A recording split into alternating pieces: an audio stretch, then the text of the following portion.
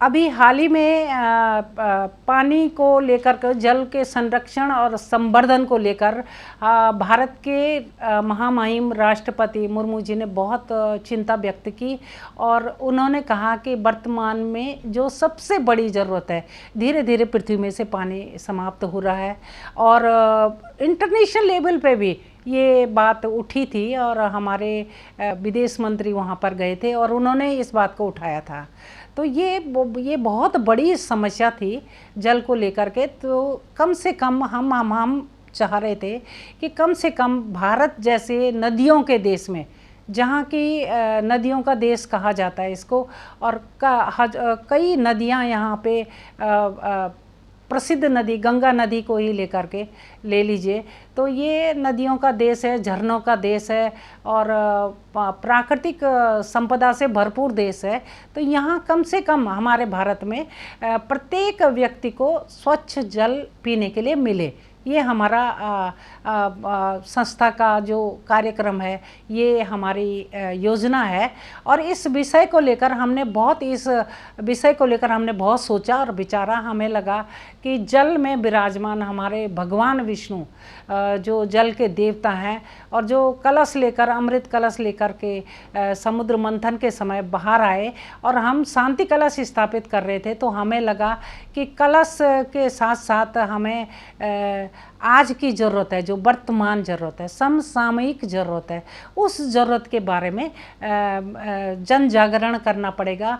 लोगों को चेतना जागृत करनी पड़ेगी और उनको इस विषय को लेकर के संवेदनशील होना पड़ेगा कि हम जल को लेकर के किस प्रकार से आने वाली पीढ़ी को जल संरक्षित कर सकते हैं और आने वाली पीढ़ी को कैसे हम जल पीने योग्य पानी दे सकते हैं। अभी आप देखिए यहाँ मतलब स्वच्छ जल का इतना अभाव है कि एनसीआर दिल्ली से सटी हुई स्थान है यहाँ पे नोएडा में, और वहाँ पे 365 लोगों को प्रदूषित जल के कारण हॉस्पिटलाइज किया गया। ये इस तरह की घटना क्यों होती है? यहाँ पे मेवात है, नूह है, वहाँ पे लोग खारा पानी पीने के लिए बिल्कुल दिल्ली से सटे हुए जगह है, बता रही हूँ। तो आम गांव में, आम जगह में क्या हालत होगी? प्रदूषित जल से होने वाले बीमारियों का कोई बहुत बड़ा आंकड़ा आपको देखने को मिल जाएगा कि प्रदूषित जल से लगातार किस तरह की बीमारियां हो रही हैं और कैसे कैसे लोग बीमार हो रहे हैं। एक आदमी है जिसके पास पैसे हैं, वो तो खरीद सकता है, 20 रुपये की बोतल ले लेगा, 10 रुपये की पानी की बोतल ले लेगा आज।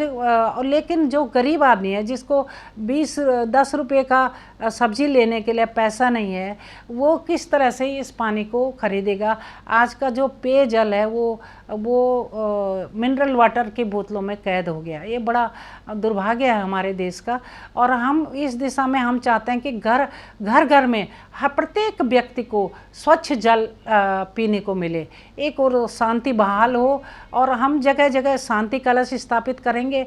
हम लोग ये कार्यक्रम कर रहे हैं अपने संस्था के माध्यम से, और जगह जगह हम प्यूरिफाई वाटर के प्लांट्स लगवाएंगे और लोगों को वहाँ प्लांट्स जो होगा वो एक मंदिर की तरह होगा।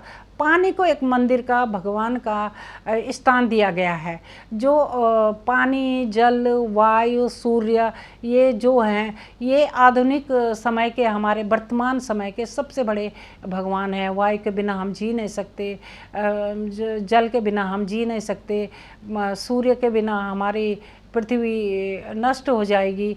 तो इस तरह की इन चीज़ों को पे हमें ध्यान देना है, पर्यावरण पे ध्यान देना है, क्योंकि पुरानों कालों से हमारी जो संस्कृति है वो पर्यावरण पे आधारित है। हमारे धर्म, खेले, मेले, बार, त्योहार सब पर्यावरण पे आधारित है।